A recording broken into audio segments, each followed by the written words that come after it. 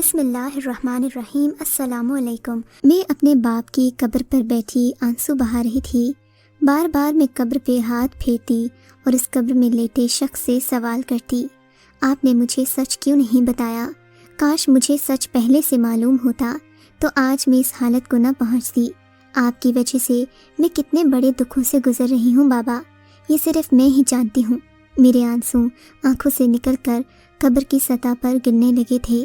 میرے جذبات بے قابو ہو چکے تھے۔ میں مسلسل روئے جا رہی تھی کہ اچانک ایک نرم سے ہاتھ نے میرے کاندھے کو چھوا۔ میری ماں میرے پیچھے کھڑی تھی۔ اس نے مجھے دیکھتے ہی کہا، بیٹی بس کرو، تمہارے رونے سے یہ مسائل تو ختم نہیں ہوں گے، اٹھو گھر چلیں۔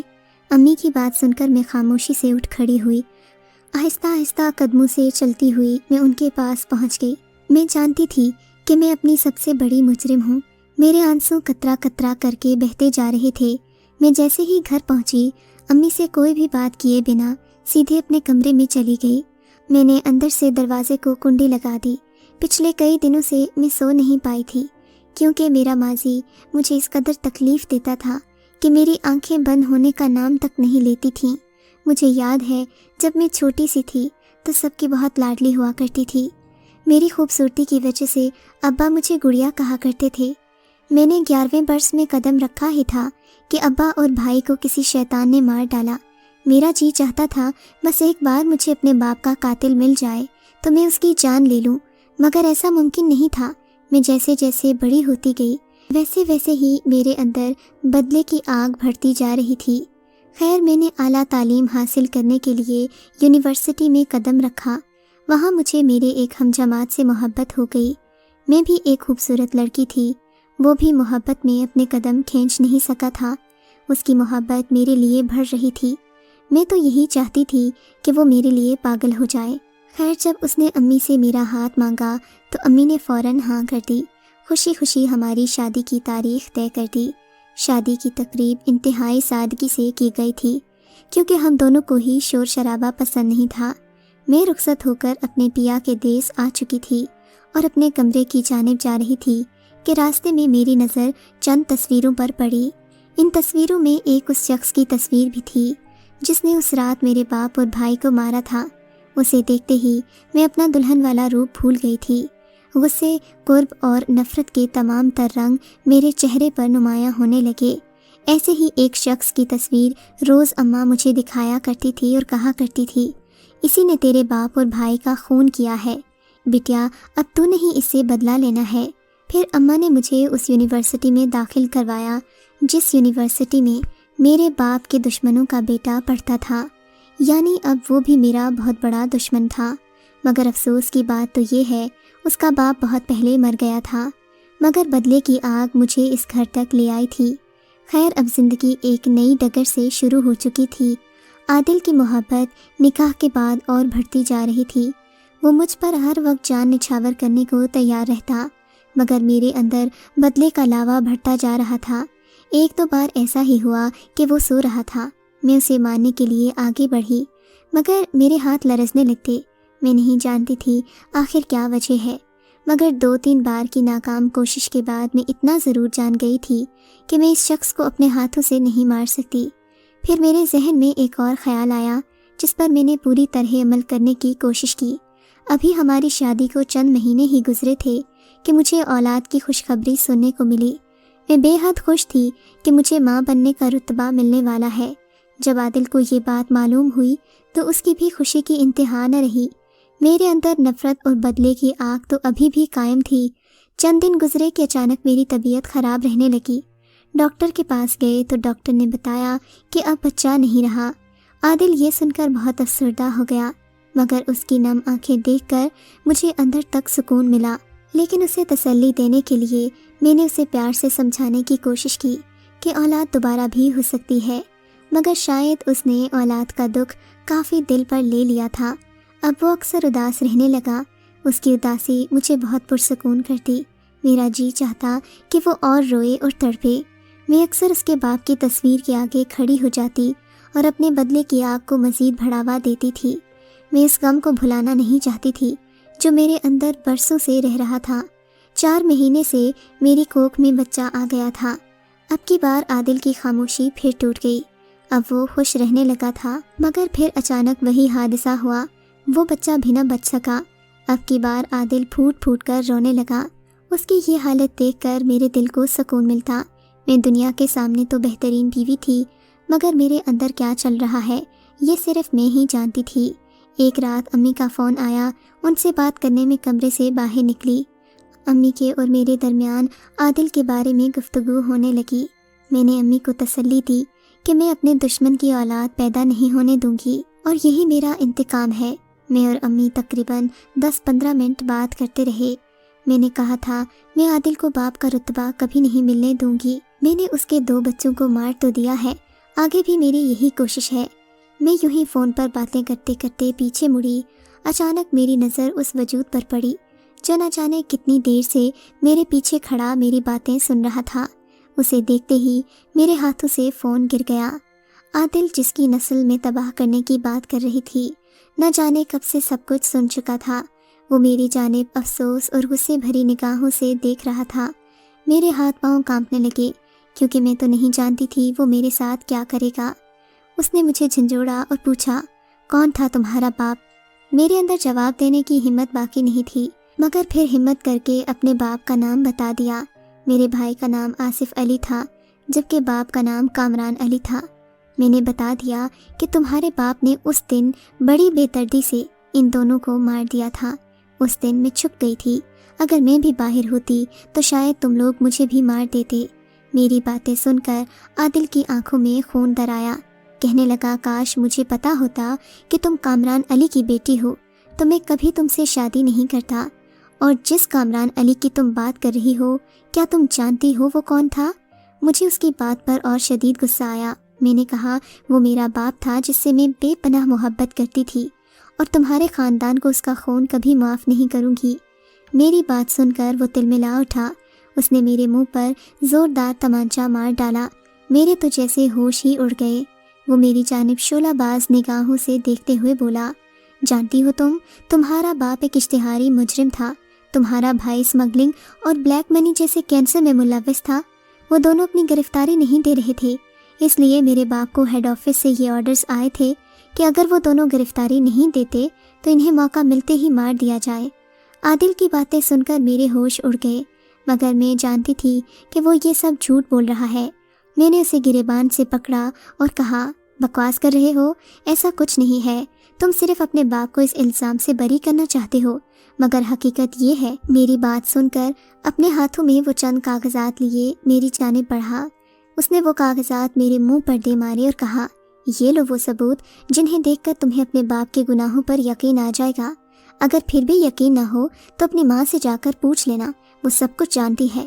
میں نے ان کاغذوں کو دیکھا تو ان میں کچھ تصویریں بھی تھیں جن میں میرے ابا اور بھائی بڑے بدماشوں کے ساتھ کھڑے تھے۔ کچھ ایسی تصاویر بھی تھیں جنہیں میں الفاظ میں بیان ہی نہیں کر سکتی۔ باقی کاغذوں پر ابا اور بھائی کے کیے گئے کیسز کی رپورٹیں تھیں۔ یہ سب دیکھ کر میری آنکھیں پھٹی کی پھٹی رہ گئیں۔ میرا دل چاہا کہ میں اپنے منہ پر خود تھپڑ ماروں۔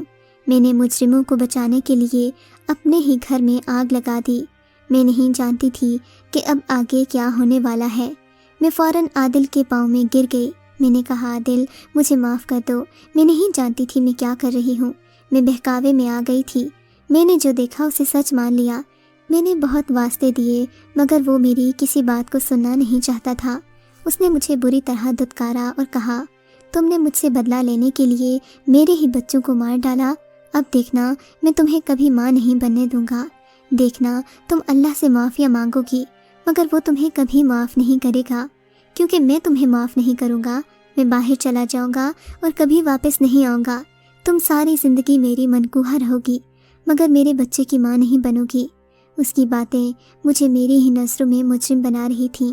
میری آنکھیں آنسوؤں کی بارش برسانے لگی تھیں، مگر آج اس کو ان آنسوؤں کی کوئی پرواہ نہیں تھی۔ وہ میری تمام تر منتوں کو رونتا ہوا ضرورت کا سامان لے کر وہاں سے جا چکا تھا۔ ملازم سے پوچھا تو اس نے بتایا کہ وہ انگلینڈ چلا گیا ہے۔ اس نے اپنی کچھ تعلیم وہاں سے حاصل کی تھی، اب وہ ہمیشہ کے لیے مجھ سے دور جا چکا تھا۔ میرا دل دھاڑے مار مار کر رو رہا تھا۔ مجھے ہر چیز میں اس کا عکس نظر آ رہا تھا اور اپنے گناہ بار بار میری آنکھوں کے گرد گردش کرتے۔ میں وہاں سے بھاگ جانا چاہتی تھی کیونکہ اب مجھے اس گھر میں بھی وحشت ہو رہی تھی۔ میں نے اپنا ضروری سامان اٹھایا اور اپنی ماں کے گھر آ گئی، وہی ماں جو ہمیشہ مجھے اس غلط کام کو کرنے کے لیے اکساتی تھی۔ میرا ان سے سامنا کرنا بنتا تو نہیں تھا، مگر میں ان سے سوال کرنا چاہتی تھی۔ گھر میں داخل ہوتے ہی وہ پریشانی سے میری طرف بڑھیں، مگر میں نے ان کے ہاتھ جھٹک دیے۔ ان کے بولنے سے پہلے میں نے ان سے پوچھا، اماں آپ نے ساری زندگی میری غلط پرورش کیوں کی؟ میری بات سن کر اماں حیران ہو گئیں۔ تب میں نے کہا، آپ جانتی تھیں کہ ابا اور بھائی بے قصور نہیں مارے گئے، پھر آخر کیوں آپ نے مجھے اس گناہ کے لیے اکسایا؟ اماں کے تو جیسے سچ سن کر ہوش اڑ گئے، وہ بوکھلا سی گئیں۔ ان کی بوکھلاہٹ سے مجھے عادل کی باتوں پر اور بھی یقین ہو گیا۔ میں چیخنے لگی، چلا چلا کر اپنی ماں سے سچائی پوچھ رہی تھی۔ تب اماں نے میری جانب دیکھتے ہوئے کہا، ہاں میں جانتی تھی وہ قصوروار تھے، مگر میرے شوہر اور میرے اکلوتے بیٹے کو مارا گیا، میں ان کی موت کا بدلہ ہر حال میں لینا چاہتی تھی۔ تب اماں کی بات سن کر میرے تو جیسے تلوے جل اٹھے۔ میں نے کہا، اماں آپ ان کا بدلہ لینا چاہتی تھیں، پر میرے بچوں کا اس میں کیا قصور تھا؟ مجھے آپ نے کیوں استعمال کیا؟ میں زور زور سے رو رہی تھی، میرا چہرہ آنسو سے بھیگ چکا تھا۔ اماں مجھے سنبھالنے کی کوشش کر رہی تھیں، مگر میں اپنا آپ کھو چکی تھی۔ اماں میری حالت دیکھ کر بولی، سچائی جاننے کے بعد تمہاری یہ حالت ہوگی، میں سوچ بھی نہیں سکتی تھی۔ اگر پتہ ہوتا بیٹی تو میں کبھی تمہیں ایسا نہ کرنے کا کہتی۔ میں نے اماں کو بتایا کہ عادل مجھے ہمیشہ کے لیے چھوڑ کر چلا گیا ہے۔ اماں یہ سن کر مزید گھبرا گئیں، وہ مجھے تسلیاں دینے لگیں، مگر میں جانتی تھی اب ان تسلیوں کا کوئی فائدہ نہیں۔ اماں سے میں بات بھی نہیں کرنا چاہتی تھی۔ عادل کا ذکر کرتے ہی میری آنکھوں سے آنسو آتے۔ اماں مجھے سمجھانے کی کوشش کرتی، مگر میرے دل میں بس عادل کی یاد تھی۔ اماں مجھ سے معافیا مانگتی رہتی، کہتی کہ دیکھنا تمہارا شوہر ایک دن ضرور واپس آ جائے گا، بس تم ایک دفعہ میرے ساتھ چلو۔ میں ایک عالم بابا کو جانتی ہوں، بڑی پہنچی ہوئی ہستی ہیں، ہر درد کا علاج ہے ان کے پاس، دیکھنا تمہارا شوہر ضرور واپس آئے گا، بس تم ایک دفعہ چلو۔ میں پھر سے اماں کی باتوں میں آ گئی اور اماں کے ساتھ جانے کے لیے تیار ہو گئی، کیونکہ مجھے صرف اپنے شوہر سے غرض تھی، جسے میں ہر حال میں واپس لانا چاہتی تھی۔ میں اماں کے ساتھ اس عامل بابا کے دربار پر گئی۔ اس نے میرا مسئلہ سنتے ہی کہا، بیٹی تم پریشان نہ ہو، میں 40 دن کا تمہیں ایک چلہ بتاؤں گا جو تم نے یہاں میرے آستانے پر آ کر کرنا ہوگا، دیکھنا تمہارا شوہر 40 دن ختم ہونے سے پہلے ہی تمہارے پاس دوڑتا ہوا آئے گا۔ میرا ان بابا جی کی باتوں پر یقین آ گیا، میں ہر صورت میں انہیں اپنے پاس دیکھنا چاہتی تھی۔ میں نے بابا جی کے چڑھاوے کے لیے اپنا سارا زیور بیچ دیا۔ اب میں روزانہ ان کے آستانے پر جاتی اور چلہ کاٹنے لگی۔ وہاں پر اور بھی خواتین ہوتی، مگر ہر کوئی اپنی عبادت میں مگن ہوتا۔ مجھے بھی ڈر لگتا کہ کہیں میری ساری ریاضتیں ضائع نہ ہو جائیں۔ اللہ اللہ کر کے وہ 40 دن گزر گئے۔ میں ان 40 دنوں میں اپنی سبھی قیمتی چیزیں لٹا بیٹھی۔ اب میں کسی بھی حالت میں یہ نہیں چاہتی تھی کہ میرا شوہر واپس نہ آئے۔ اتنا کچھ ہو جانے کے بعد مجھے ہر حال میں وہ اپنے پاس چاہیے تھا۔ اللہ کی کرنی ایسی ہوئی کہ چلہ ختم ہونے کے اگلے دن ہی عادل گھر آ گیا۔ میں یہ دیکھ کر حیران رہ گئی کہ واقعی ایسا ہو سکتا ہے کہ کوئی پیر عالم آپ کو آپ کی خوشیاں دے دے۔ عادل کا رویہ میرے ساتھ بہتر تھا، وہ ماضی کو بھلا کر نئی زندگی شروع کرنا چاہتا تھا، جس پر مجھے کوئی اعتراض نہیں تھا۔ عادل کو گھر آئے 1 مہینہ ہی ہوا تھا کہ مجھے دوبارہ ماں بننے کا اعزاز حاصل ہوا۔ عادل اس بار بے تحاشا خوش تھا، کیونکہ وہ جانتا تھا اب دوبارہ میں وہ غلطی کبھی نہیں دہراؤں گی جو میں نے پہلے کی تھی۔ مگر دوسری جانب میرا رد عمل بالکل مختلف تھا۔ مجھے اس چیز سے بالکل بھی خوشی نہیں ہوئی تھی، کیونکہ میں جانتی تھی کہ اس کے لیے میں نے کتنی بڑی قیمت چکانا پڑی تھی۔ میں پل پل روتی، اللہ سے اپنے گناہوں کی معافی مانگتی۔ میں جانتی تھی اللہ مجھے معاف نہیں کرے گا، کیونکہ میں اپنے ہی بچوں کی قاتل تھی۔ خیر وہ 9 مہینے صدیوں جیسے لمبے تھے، مگر وہ بھی گزر گئے۔